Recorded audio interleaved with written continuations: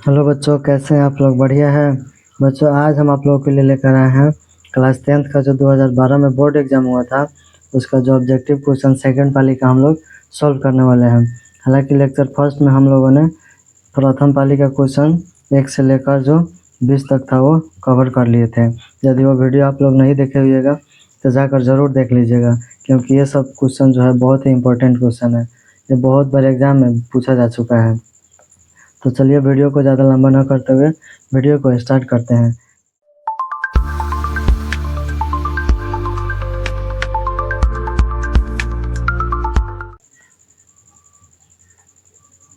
सबसे पहला क्वेश्चन है हमारा 21 नंबर। मस्तिष्क उत्तरदायी है, यानी जो हमारा मस्तिष्क होता है यानी ब्रेन होता है वो किस काम को करता है?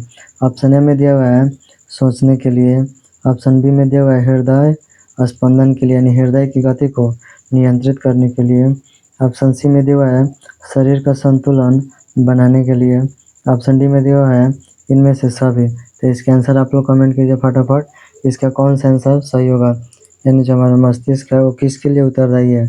जल्दी जल्दी बता दीजिए, बहुत ही विवेक क्वेश्चन है ये। चलिए इसका राइट आंसर हो जाएगा ऑप्शन नंबर डी यानी इनमें से सभी। अगला क्वेश्चन देखते हैं 22 नंबर। निम्नलिखित में कौन मानव में मादा जनन तंत्र का भाग नहीं है?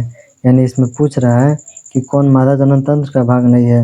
ऑप्शन ए में दिया हुआ है अंडाशय, ऑप्शन बी में दिया हुआ है गर्भाशय, ऑप्शन सी में दिया हुआ है शुक्रवाहिका, ऑप्शन डी में दिया हुआ है डिम्ब वाहिनी। तो इसका आंसर आप लोग कमेंट कीजिए कि कौन सा जो इसमें ऑप्शन है वो मादा जनन तंत्र का भाग नहीं है। जल्दी जल्दी हमको बता दीजिए, फटाक से आंसर दीजिए हमको, जल्दी बताइए कमेंट करके। चलिए इसका राइट आंसर हो जाएगा ऑप्शन नंबर सी यानी शुक्रवाहिका। जो शुक्रवाहिका होती है वो नर का जनन तंत्र का भाग होता है, यानी पुरुष में होता है ये। चलिए अगला क्वेश्चन देखते हैं।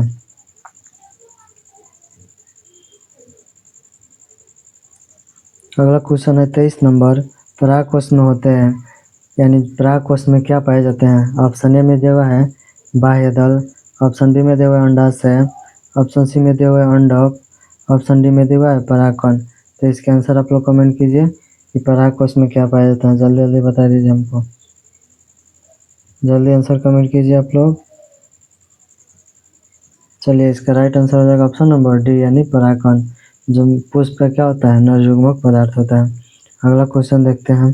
अगला क्वेश्चन है 24 नंबर। घोंघा किस समुदाय का प्राणी है? ऑप्शन ए में दिया हुआ है मोलस्का, ऑप्शन बी में दिया हुआ है इकाइनोडर्मटा, ऑप्शन सी में दिया हुआ है प्रोटोकोडाटा, ऑप्शन डी में दिया हुआ है एनिलिडा। तो इसके आंसर आप लोग फटाक से कमेंट करके बता दीजिए जो घोंघा है वो किस समुदाय का प्राणी है। जल्दी जल्दी बता दीजिए हमको, जल्दी बताइए। चलिए इसका राइट आंसर हो जाएगा ऑप्शन नंबर ए यानी मोलस्का। जो घोंघा होता है वो मोलस्का समुदाय का प्राणी है।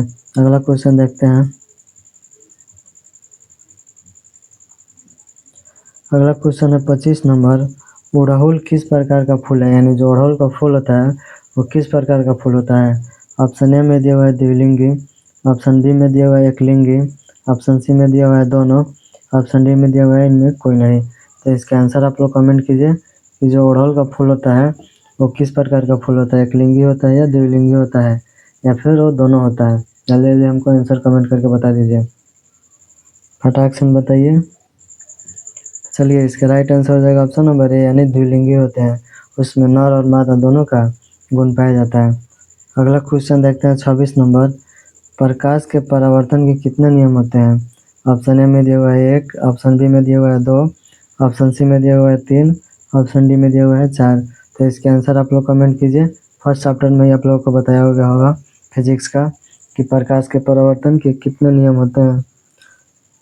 जल्दी जल्दी बता दीजिए, भी क्वेश्चन है ये भी। चलिए इसका राइट आंसर हो जाएगा ऑप्शन नंबर बी यानी 2 होते हैं। कौन कौन? एक में होते हैं आपतन कोण परावर्तन कोण के बराबर होते हैं, 2 में होते हैं आपतित किरण परावर्तित किरण और अभिलंब, तीनों एक ही तल में बने होते हैं। चलिए अगला क्वेश्चन देखते हैं।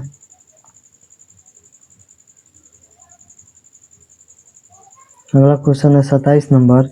निर्गत किरण एवं अभिलंब के बीच के कोण को कहते हैं? यानी निर्गत किरण और अभिलंब के बीच बने कोण को कौन सा कोण कहते हैं?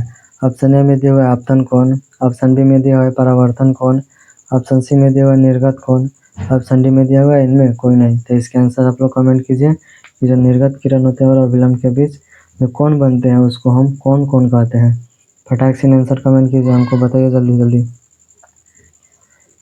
चलिए इसका राइट आंसर हो जाएगा ऑप्शन नंबर सी यानी निर्गत कौन। अगला क्वेश्चन देखते हैं।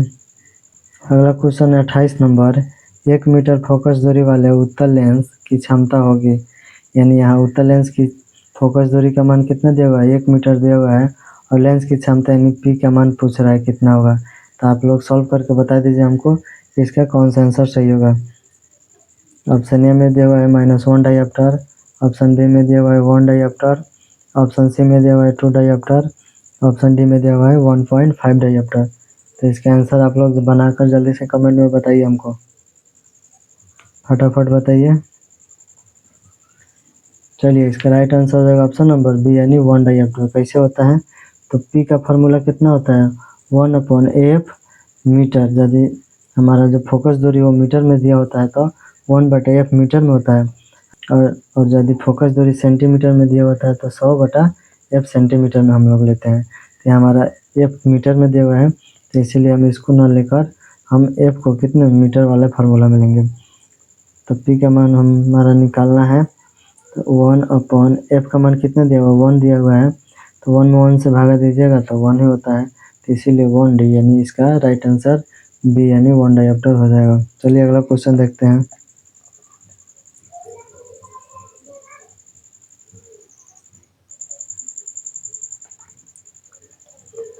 अगला क्वेश्चन है 29 नंबर।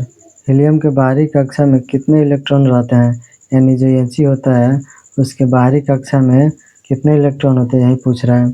ऑप्शन ए में दिया हुआ है 1, ऑप्शन बी में दिया हुआ है 2, ऑप्शन सी में दिया हुआ है 3, ऑप्शन डी में दिया हुआ है 4। तो इसके आंसर आप लोग कमेंट कीजिए कि हीलियम होते हैं उसके बाहरी कक्षा में कितने इलेक्ट्रॉन रहते हैं। जल्दी जल्दी बता दीजिए हमको। चलिए इसका राइट आंसर हो जाएगा ऑप्शन नंबर बी यानी 2 होते हैं। हीलियम हमारे क्या है अक्रिय तत्व है, क्योंकि इसका अष्टक पूरा होता है जो अभिक्रिया में भाग नहीं लेता, इसीलिए इसको अक्रिय तत्व भी कहा जाता है, ये भी याद रखिएगा। अगला क्वेश्चन है 30 नंबर। अमोनिया के अणु में नाइट्रोजन एवं हाइड्रोजन के परमाणुओं की संख्या का अनुपात है, यानी जो अमोनिया होता है अमोनिया का सूत्र कितना होता है NH3 होता है। इसमें पूछ रहा है नाइट्रोजन और हाइड्रोजन के परमाणुओं का अनुपात कितना होता है। फार्मूला आप लोगों के सामने लिखा हुआ है, जल्दी से आंसर आप लोग फटाक से कमेंट कर दीजिए। ऑप्शन ए में दिया हुआ है 2:1, ऑप्शन बी में दिया हुआ है 1:2, ऑप्शन सी में दिया हुआ है 1:3, ऑप्शन डी में दिया हुआ है 3:1। तो इसके आंसर आप लोग बताइए, फार्मूला आप लोगों के सामने लिखा हुआ है, जल्दी जल्दी बता दीजिए हमको। चलिए इसका राइट आंसर हो जाएगा ऑप्शन नंबर सी यानी 1:3। नाइट्रोजन की परमाणु संख्या कितनी है यहाँ 1 है और हाइड्रोजन की 3 है, तो इसीलिए कितना हो जाएगा 1:3। चलिए अगला क्वेश्चन देखते हैं।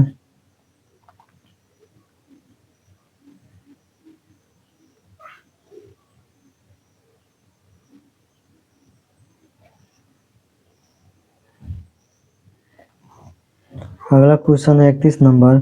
कार्बन क्या है, यानी जो हमारा कार्बन सी होता है वो क्या है। ऑप्शन ए में दिया हुआ है अधातु, ऑप्शन ए में दिया हुआ है धातु, ऑप्शन बी में दिया हुआ है अधातु, ऑप्शन सी में दिया हुआ है उपधातु, ऑप्शन डी में दिया हुआ है इनमें कोई नहीं। तो इसका आंसर आप लोग कमेंट कीजिए, यानी जो हमारा कार्बन होता है वो क्या होता है, धातु होता है या अधातु होता है या उपधातु होता है। जल्दी जल्दी कमेंट करके बता दीजिए। कार्बन की परमाणु संख्या 6 होती है, इसका इलेक्ट्रॉनिक विन्यास 2-4 होता है। आप लोगों के सामने सब लिख दिए हैं, बस आप लोगों को देख कर बता देना है कि जो हमारा कार्बन होता है वो क्या होता है। जल्दी जल्दी बता दीजिए। चलिए इसका राइट आंसर हो जाएगा ऑप्शन नंबर बी यानी अधातु होती है। अगला क्वेश्चन देखते हैं।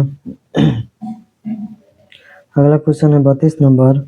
बॉन्ड CHO क्रियाशील मूलक को क्या कहते हैं, यानी जो बॉन्ड CHO होता है इसको हम क्या कहते हैं, इसका क्रियाशील मूलक क्या कहलाता है।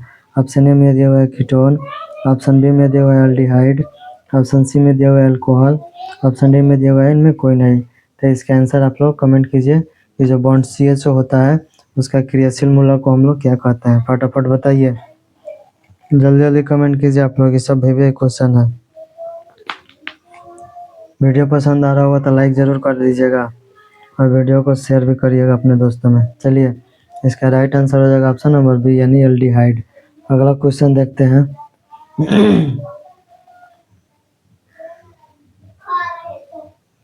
अगला क्वेश्चन है 23 नंबर। 12 वोल्ट विभवांतर के अधीन दो बिंदुओं के आर पार 2 कूलम आवेश को पार करने में कितना विद्युत कार्य करना पड़ता है। यानी कह रहा है 12 वोल्ट के विभवांतर के अधीन यदि 2 कूलम आवेश को एक बिंदु से दूसरे बिंदु तक ले जाने में कितना विद्युत कार्य करना पड़ेगा हमको।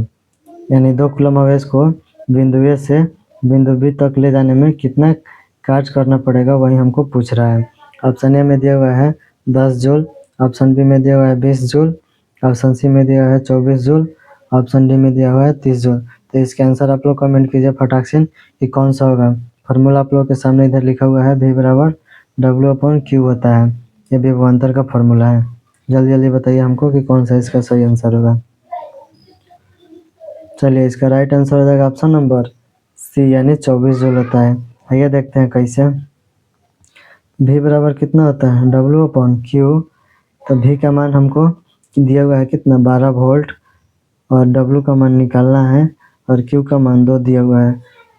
तो 2 इधर भागा में इधर आएगा तो गुना में हो जाएगा यानी 12 गुने 2 बराबर W।